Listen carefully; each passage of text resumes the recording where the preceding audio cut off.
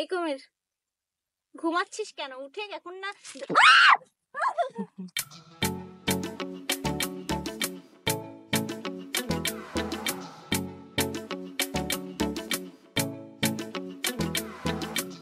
আজকে আমরা চলে এসেছি কোথায় বলুন তো?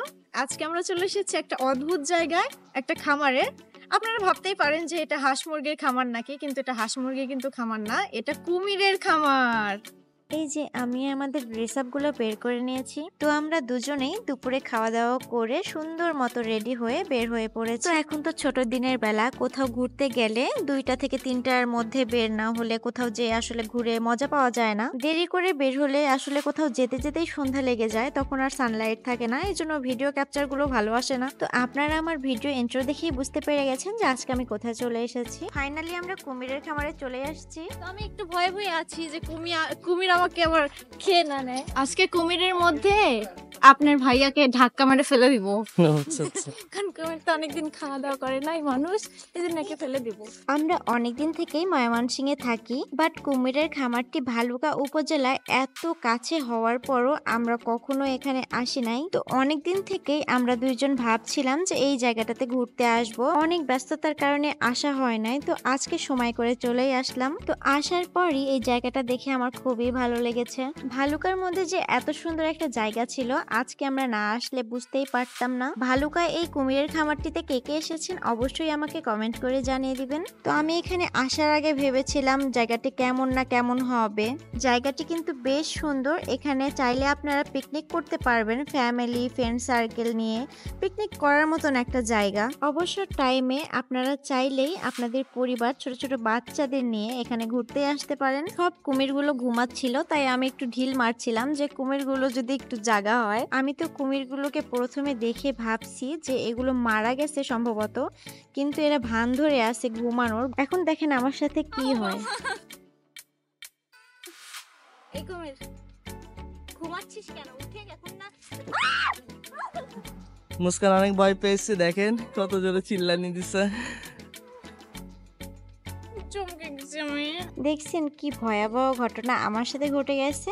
আমি তো কুমিরকে একটু ডাকছিলামই মাত্র, আর ও আমাকে আক্রমণ করার জন্য লাফাই উঠছে। সিরিয়াসলি আমি অনেক ভয় পেয়ে গিয়েছিলাম। কুমির দেখতে আসছি, কুমির ছোটাছুটি করবে, আমাদের দেখবে, আমরাও কুমিরকে দেখবো, তাহলেই তো মজা বলেন। এরা যদি এরকম নিথর দেহ লাশের মতো পড়ে থাকে তাহলে কি এদের দেখে মজা পাওয়া যাবে? কুমিরগুলোকে কয়েকটি জায়গায় ভাগ ভাগ করে রেখেছিল। ছোটগুলো এক জায়গায় রেখেছিল, মাঝারিগুলো এক জায়গায় রেখেছিল, আর বড়গুলো এক জায়গায় রেখেছিল। সবগুলো মিলিয়ে আমার কাছে আনুমানিক মনে হয়েছে যে 2000+ কুমির এখানে হবে। আপনারা যারা এই কুমিরের খামারে আসতে চান তাদেরকে আমি লোকেশনটা দিয়ে দিচ্ছি। আপনারা যারা যে যেখান থেকে আসবেন, প্রথমেই আপনারা ময়মনসিংহ ভালুকা ভরাডোবাতে চলে আসবেন, তারপরে আপনারা হাতিবের উথুরা চলে আসবেন। আর এখানে আসলেই আপনারা দেখতে পাবেন রেপটাইলস ফার্ম লিমিটেড, এটাই হচ্ছে কুমিরের খামার। আর টিকিটের মূল্য হলো 150 টাকা। তোমাকে এখানে ধাক্কা মারি দিব?